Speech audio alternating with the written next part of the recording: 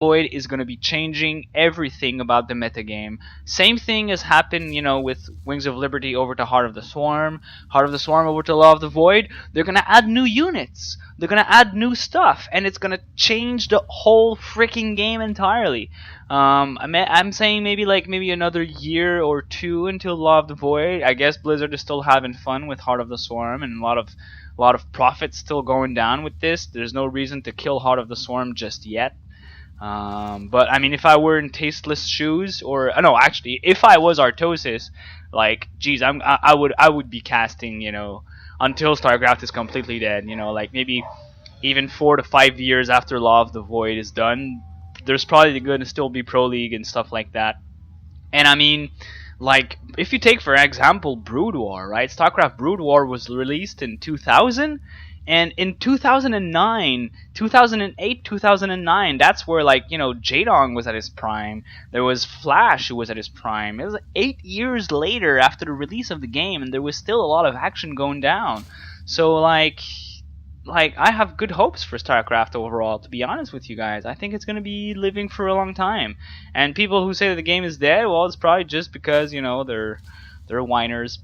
You guys like to whine and blah blah. This game is dead. This game is dead. Nah, this game's not dead, man. You're still playing it, so it's not dead. People give up because they get tired and they get pissed off at how the meta changed, but that's just the game. StarCraft is a game of constant learning, and if you don't like the constant learning and the constant adaptation, well, it's just not made for you. I mean, there's no other reason to do so. So yeah. Back into this game here, Decay seems to have gone for the pool hatch gas, whereas Grey Fox has gone for hatch pool gas. Wait, was that a hatch gas pool? I think it was a hatch gas pool, because he's already got his Zergling Speed on the way right now, and he's not getting a Baneling Nest anytime soon, so I think it was a hatch gas pool here. This little scouting link is going to get intercepted.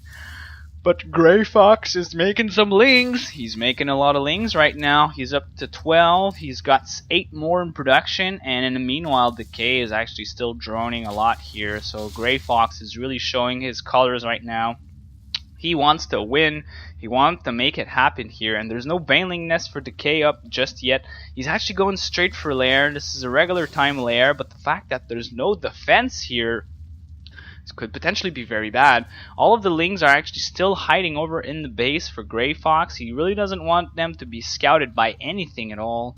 And it looks like right when this speed is about to kick in, that's when he's going to move out. He's got his Baneling Nest that's halfway done, so I imagine he's going to have the intention of morph some Banelings over there.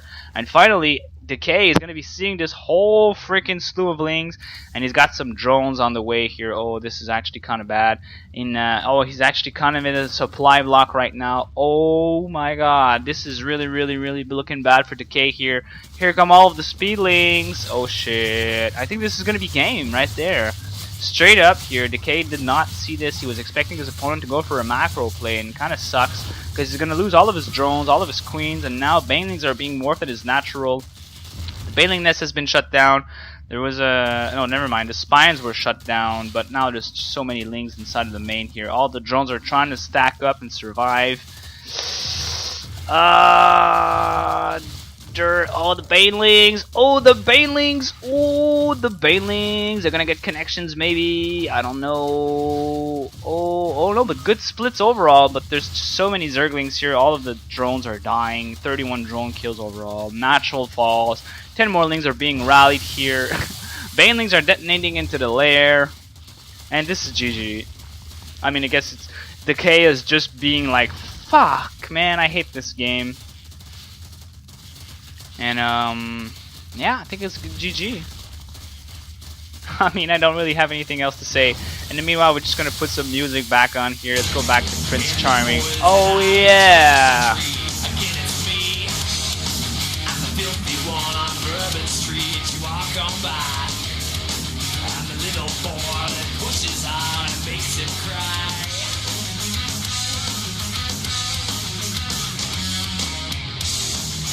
Dirty needle in your child. Stick me. Empty bottle, stealing pain, still dead, still me. I'm the super tired that bleeds the street and still once more.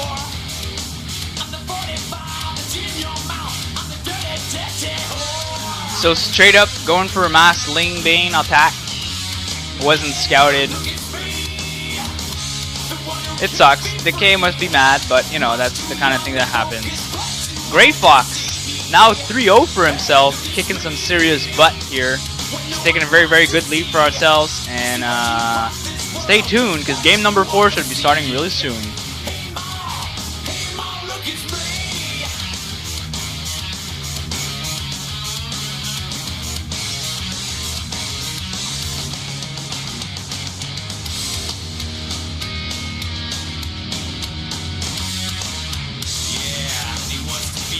Father now, me again, me. The marks inside your arms spell me, spell only me. I'm the nothing face that plants the bomb, strolls away. I'm the one who doesn't look quite right as children play. Yeah, look, it's me, the one who can't be free. Much too young to focus, but too old to see. Hey, look, it's me, when no one wants to see. See what you brought this world, just what you wanna see. Hey Ma, look, it's me.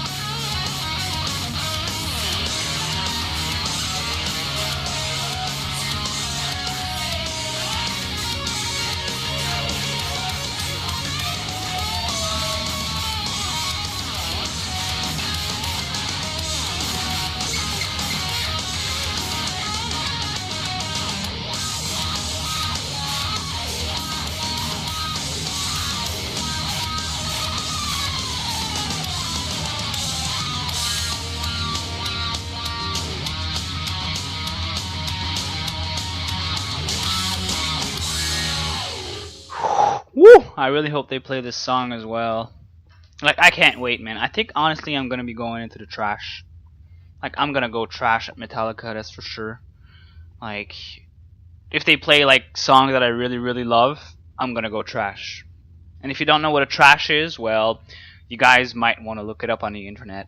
It's kind of cool. If they do a Wall of Death, though, I'm not gonna do a Wall of Death because Wall of Death is really, really insane. I've seen it and like I've seen it live. Wall of Death. I was at show where they did Wall of Death, but like people will always get hurt in the Wall of Death. There's always one guy that receives an elbow right in the face, or like people do a Wall of Death and they run like this. If I can run like this, and then they punch people in the face. Like what? You fucking dumb, you know? I've done cyclones. Cyclones is kind of cool. It's like when everybody turns in the same speed, and everybody turns, they just run in speed. They just run in circles. Everybody runs in circles, and then people trip. They beat themselves up, and then they get back up and they go in. But trash is really the best. Like a trash is just like random, everybody pushing themselves away. It's so awesome. I love the trash. Yeah, if you guys didn't know, I'm a metalhead. Doesn't really look like his, but I'm a metalhead. Oh shit, it's the wrong guy. Oops.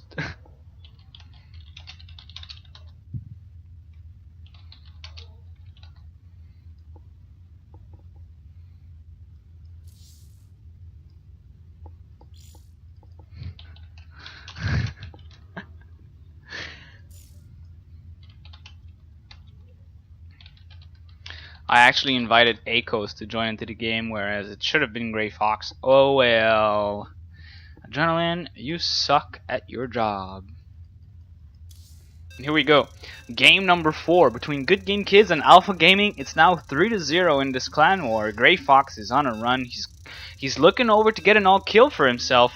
Looking really, really solid. And we are going here on merry-go-round against Spongehead. Merry-go-round, merry, merry, merry-go-round. It's a merry-go-round, it's a merry-go-round. Merry, merry-go-round. Merry-go-round, it's a merry-go-round. And ladies and gentlemen, spawning in the 2 o'clock position for Team Alpha Gaming, it is the Green Terran Spongehead. And his opponent spawning down in the 6 o'clock position for Team Good Game Kids, the Red Zerg, who's taken 3 games for himself, looking over to get a 4th. It is Gray Fox. So a ZVT on merry-go-round. This is kind of interesting, though. I'm going to be saying that I think it is going to be favoring neither race.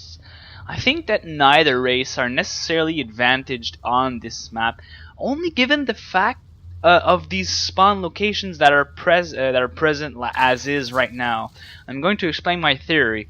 If you are a Zerg player, or you're a Zerg player, or whatever player you are, you always have this same setup where your expansion is always going to be like counterclockwise towards you. If you're here, your expansion is counterclockwise, and if you're here, your expansion is counterclockwise, so you get my idea. And then you always have these like potential third bases that you could be getting. You get like the one that's either more counterclockwise, or you get the one that's a bit like it's a bit like, you know, it forms like a triangle with your natural and your main.